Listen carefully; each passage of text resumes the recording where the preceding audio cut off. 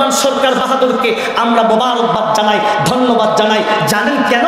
এই বর্তমান সরকার এমন একটা নিউজ প্রকাশ করেছেন, উনি বলেছেন বাংলার জমিনে রাস্তাঘাটে ফুটপাতে আমার বন্ধুগণ সব জায়গায় কোরআনুল কারীমের মাহফিল হবে। কোন প্রকার নেতা খেতার কাছে আমার বন্ধুগণ প্রশাসনের কাছে অনুমতি নিতে হবে না। আল্লাহু আকবার। আমরা তো এমনই সরকার চেয়েছিলাম যে সরকার কোরআনের পক্ষে থাকবে, আলেম ওলামাদের পক্ষে থাকবে, মসজিদ মাদ্রাসার পক্ষে থাকবে, আমরাও তার পক্ষে থাকবো। কথা বলেন ঠিক কিনা? আপনারা কি কষ্ট পাচ্ছেন? জোরে বলেন, কষ্ট পাচ্ছেন? আমার বন্ধুগণ, এই জন্য সম্মানিত উপস্থিতি, কোরআনের কথা, হক কথাগুলি আওয়াজ দিয়ে বলবেন, বজ্র আকারে বলবেন। কোনো সমস্যা আছে? এই জমিন আলেম ওলামাদের জমিন, মসজিদ মাদ্রাসার জমিন, এই বাংলার জমিনে যদি কোরআনের পক্ষে কথা না বলতে পারেন, আমার বন্ধুগণ, আমার বিশ্বাস তাম পৃথিবীর ভিতরে কোথাও কোরআনের পক্ষে কথা বলতে পারবেন না। কথা বলেন ঠিক কিনা? কারণ 12 আউলিয়ার এই বাংলাদেশ। কথা কন ঠিক কিনা? এই অলি আউলিয়ার বাংলাদেশে শহীদ গাজীর বাংলাদেশ, কবুল করেন আল্লাহ, রহম করেন আল্লাহ। একটু বলা যাবে না? বলা যাবে না সবাই? এই অলি আউলিয়ার বাংলাদেশ, এই শহীদ গাজীর বাংলাদেশ, কবুল করেন আল্লাহ, রহম করেন আল্লাহ।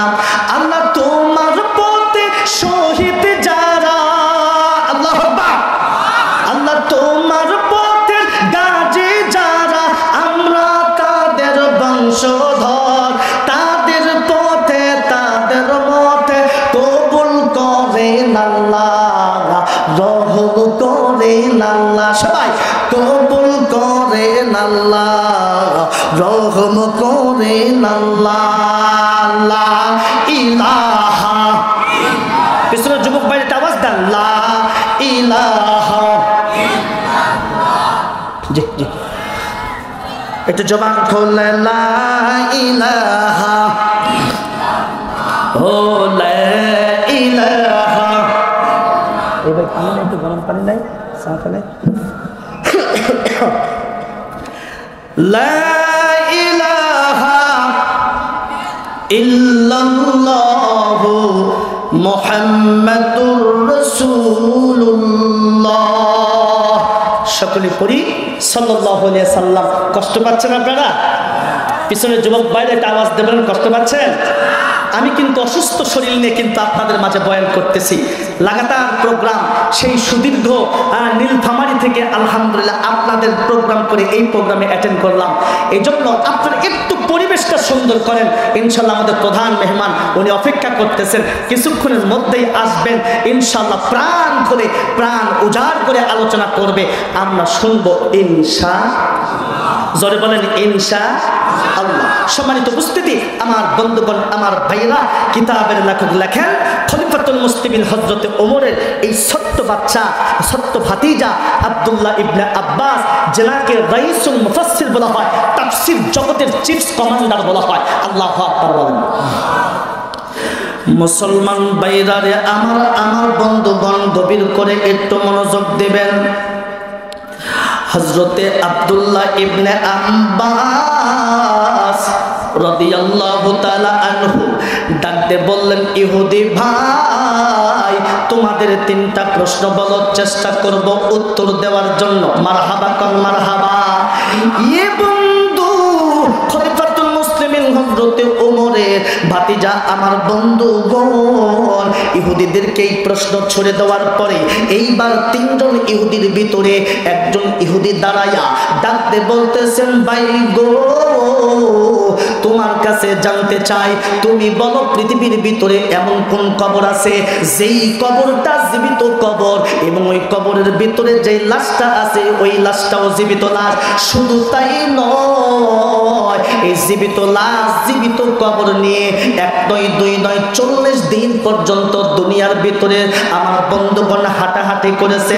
শুধু তাই নয় রে ওমর, এই লাশটা আমার বন্ধুগণ ওই জীবিত কবর থেকে বের হয়ে দীর্ঘ দিন পর্যন্ত দুনিয়ার ভিতরে সফর করেছেন, তারপরে উনি মারা গিয়েছেন।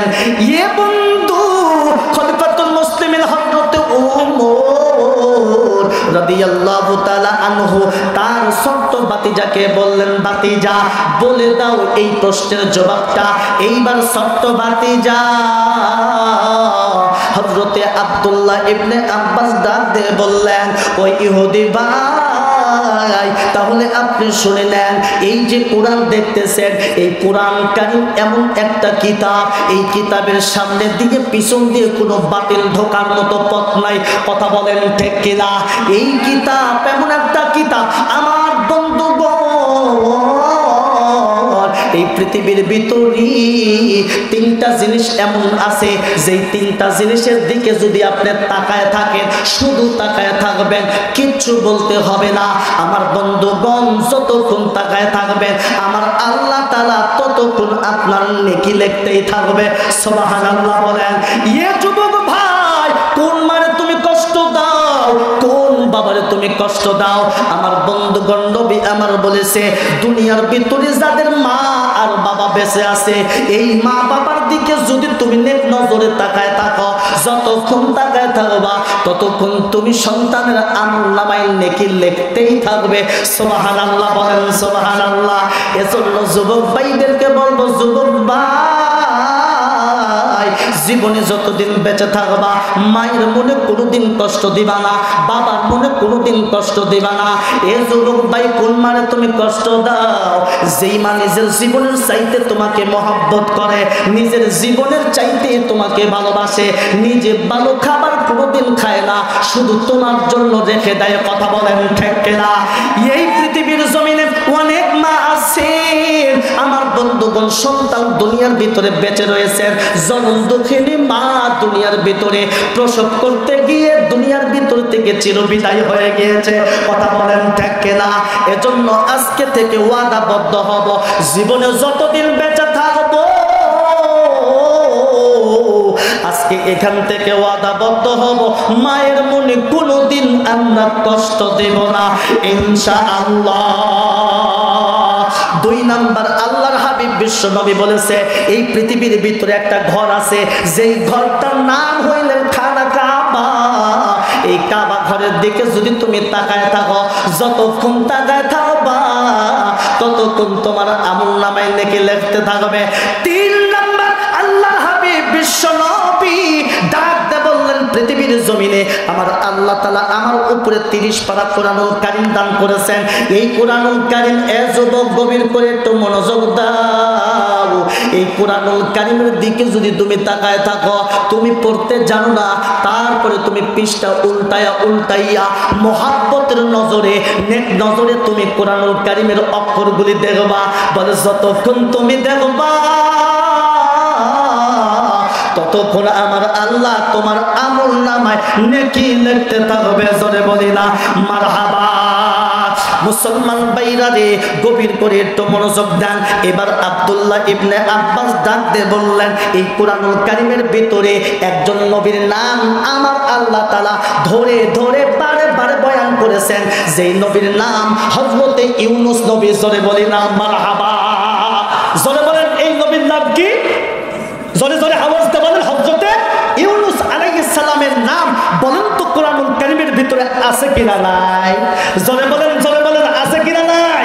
মুসলমান ভাইরা আমার, আব্দুল্লাহ ইবনে আব্বাস ডাক দিয়ে বললেন, এই কোরআনুল কারীমের ভিতরে হযরতে ইউনুস আলাইহিস সালামের নাম, হযরতে ইউনুস আলাইহিস সালামের বর্ণনা দেওয়া হয়েছে। লম্বা ঘটনা আমার বন্ধুগণ, লম্বা সব ঘটনা, আমি সংক্ষিপ্তভাবে বলতেছি। হযরতে ইউনুস নবীকে হাত পা বেঁধে যখন ডাকাত দলেরা সমুদ্রের ভিতরে ফেলে দেবে, এমন সময় হযরতে ইউনুস নবী দুনিয়ার কারো কাছে সাহায্য চায় নাই, একমাত্র সাহায্য চাইছেন আমার আল্লাহর কাছে। কথা বলেন ঠিক কিনা? আল্লাহকে ডাক দেবেন, আল্লাহ, দুনিয়ার কোনো মার কাছে, কোনো বাবার কাছে, কোনো নেতার কাছে আমার প্রাণের ভিক্ষা চাই না, আল্লাহ তোমার কাছে চাই। আল্লাহ, তুমি আমাকে হেফাজত করো। আমার আল্লাহ ডাক দিয়ে বলেন, ইউনুস নবী, চিন্তা করো না, দুনিয়ার ভিতরে যদি বন্ধু বিপদে পড়ে, বন্ধু উপকার করে। কথা বলেন ঠিক কিনা? তুমি বন্ধু আমার, তুমি বিপদে পড়েছো, আমার কাছে সাহায্য চাইছো, আমি আল্লাহ তাআলা এমন ভাবে সাহায্য করব, পৃথিবীর ভিতরে ইতিহাসের পাতায় লেখা থাকবে।